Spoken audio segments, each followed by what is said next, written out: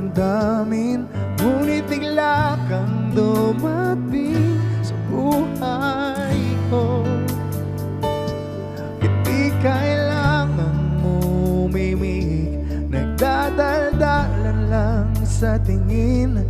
Saan ka ba nanggaling? Bakit ngayon lang? Okay, tagal kitang hinanap, okay, tagal ko ring nangarap na makapiling ka, o aking mahal. Pangakong hindi ka iiwanan at hindi pababayaan, o anong saya ang nadarama.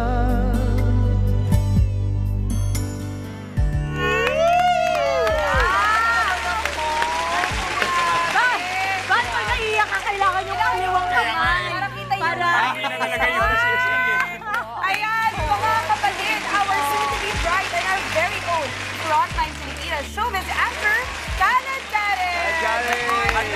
Pasalamatan nila si Mark. Mark, thank you, Mark. Gusto ko yung mga beautiful song. Thank you. Good morning, kapatid. Good morning. Gusto ko yung mga close-up mo, nakikita mo. Ayan.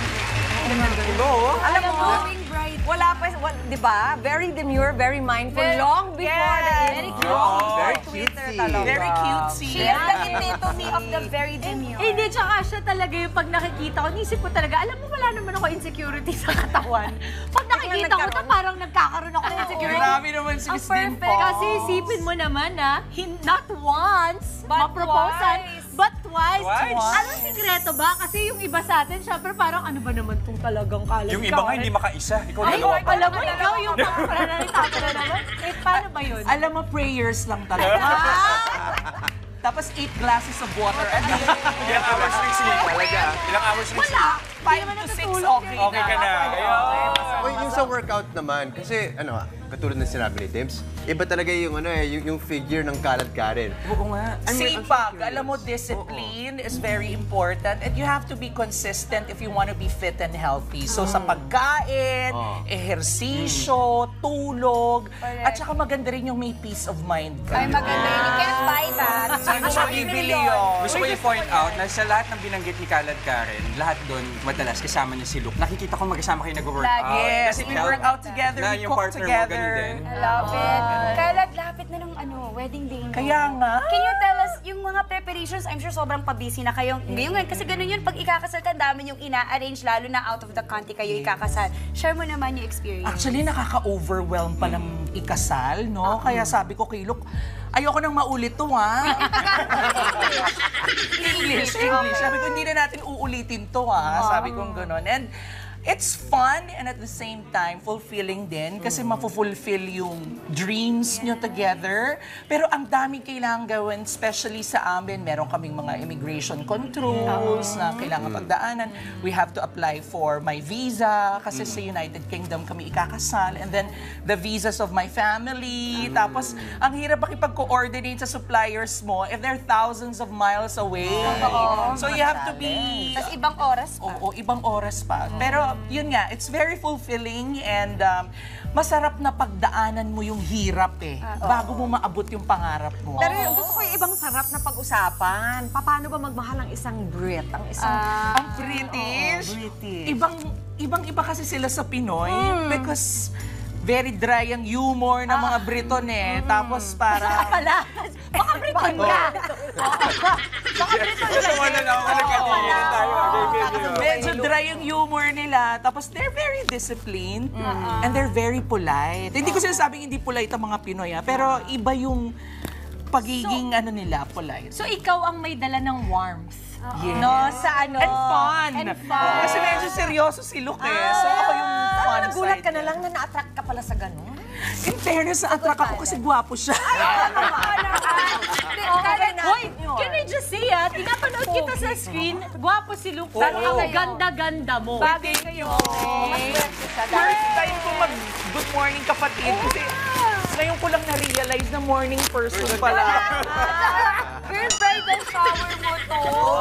Pero, Kalad, I wanna talk about kasi you and Luke have been together for how long? 12 years na to, mga kapatid. Okay, sa 12 years na yon, ano ba yung mga naituro sa'yo or natutunan mo kay Luke in terms of pagmamahal?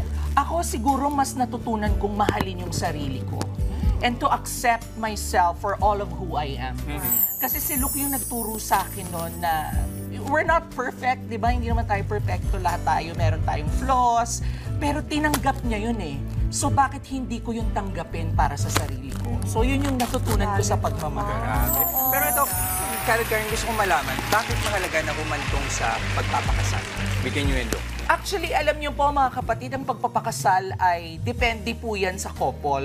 Hindi naman yan required, no? So, depende po yan sa goals nyo, depende po yan sa mga pangarap nyo together, but it's really case-to-case basis. Kung ayaw nyo magpakasal, you can be, you know, common law partners, pwede naman din po yan. Pero kasi ang kasal kasi for me, yung nagseselyado ng relasyon ninyo eh. Diba? The contract itself, kahit sabihin yung kontrata lang yan, pipirma lang tayo, papel lang yan. But it gives you the sense of commitment eh.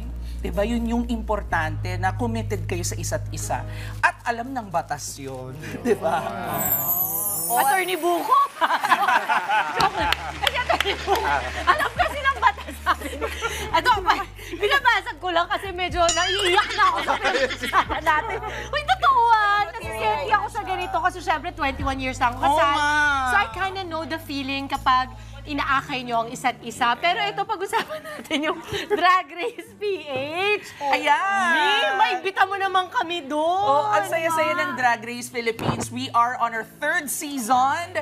Napakahuhusay po ng ating mga drag artists this season. At ang tabayanan nyo po ang kanilang mga pasabog sa aming palabas. And I'm happy kasi napakaraming international fans na nanonood ng franchise natin. And Kasi yung ganda mo, Mi. Iba rin naman International! Thank you Ako naman. talaga, ngayon ko lang kasi magkaibigan naman kami, pero ngayon ko lang talaga, tingnan mo ka, ha? Talagang galit ako. Mama, I really feel like, you know, when you are with the right person, magbo-bloom ka, and they will bring out the best in you. Totoo yun. Right person, right Kasi kung son. nasi-stress ka rin dun Right sa... son! Right person, right son. Napaka-witty talaga ni Jess de Los Santos. Alam mo, natatalanuhan ako kay Jess, pero iba pala talagang talino ni Karen. Malupit yan. Message na lang, Mami Oo, daw. or baliktarin na lang natin. Parang ang ganda na inaalay mo pa sa kanya yung self-disco or the way he was able to teach you to love yourself. That's so nice. Ano naman ang ambag mo sa kay Luke? Paano mo naman siya na-improve pa bilang isang... Well, nabanggit niya sa akin na I always bring out the best in him. So I think importante yun sa kapareha mo na nabibigyan mo siya ng pagkakataon to be the best version of himself. What a beautiful union. You'll be sealed soon and to become something everybody can celebrate. Buti na sinama mo kami sa iyong celebration. Maraming salamat po sa inyo. Hindi ba't kami Good morning, makakasama kapatid sa family. UK? Dito pa lang. Alam mo, may visa ako. Ay, talaga. Visa ako. Hanggang October. Pwede mo na naghahawak ng veil mo. You deserve all of your success and all of the happiness. Ma'am Chiki. Yes. Deserve mo lahat na kasi yan, Good morning, Kalad Karen. kapatid family. Muli maraming salamat, Kalad Karen, mula sa bumubuo ng Good Morning Kapatid at TV5 Family. Best wishes and cheers to our soon-to-be Mrs. Right. Congrats in advance, Kalad. Sana may imbitahan natin si Luke dito next Kaya time. nga. Kayong dalawa naman. News 5 Family, maraming salamat po. Cheers! Cheers! Cheers! Totoo to. Masarap! Ito, at maraming salamat din sa nagbigay kulay sa espesyal na selebrasyon na ito, ang DL Weddings for Less. Ang ganda, may totoong pang-wedding yung setup mo today, ah. Siyempre, dahil totoong wedding naman ang mga Oo. Si Luke na lang talaga kulang.